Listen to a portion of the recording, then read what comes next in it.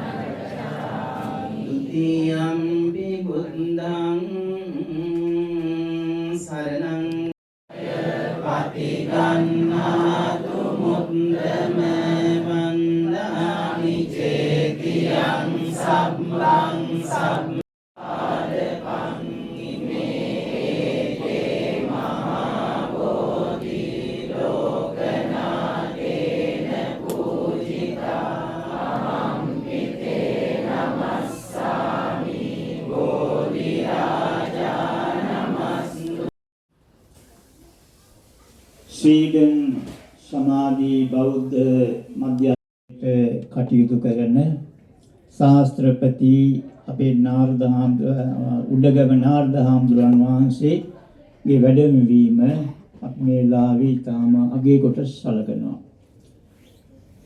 ඒ වගේම ශ්‍රී ලංකාරාම විහාරස්ථානයේ වැඩ වාසය කරන අපේ ශිෂ්‍ය රත්නයන් වන උඩගලදෙණියේ යසස්සී හාමුදුරන් වහන්සේ, ඒ වගේම වල්ගම රේවත හාමුදුරන් වහන්සේලා වස් සමාදන් වුණා. උන්වහන්සේලාට උදව් උපකාර කරමින් අපේ පොඩි හාමුදුරුවෝ වලල්ගොඩ අත්තදාසී පුංචි හාමුදුරුවොත් ඊට උදව් උපකාර කරමින් උන්වහන්සේලාට සහාය දක්වමින් කටයුතු කළා. ඉතින් මේ වෙලාවේ අපි සිහිපත් කළ යුතු කාරණා කීපයක් තියෙනවා. ওই පින්තුන් මේවා ඇත්ත වශයෙන්ම මතකයේ තබාගත යුතු කරුණු. ඒ වගේම අපිත් බලවත්සේ සන්තෝෂයට පත් වෙන කාරණාවක්.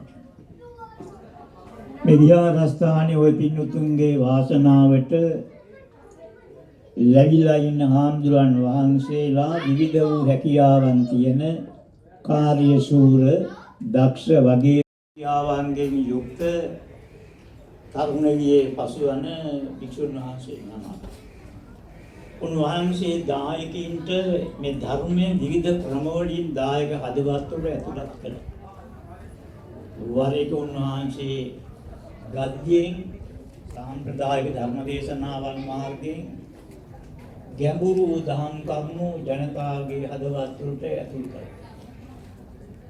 සමහර අවස්ථාවන් වල කාව්‍යමය ධර්ම දේශනාවන් සිදු කරමින් අපේ අහන්නා වූ ශ්‍රී ලංකා රාම විහාරස්ථානයේ ඉදිරි කරන ලද දාර්ශනීය පිරිත් මණ්ඩපයට වැඩමවා වදාළ අතිගරු මහා සංඝරත්නයේ අවසරයි.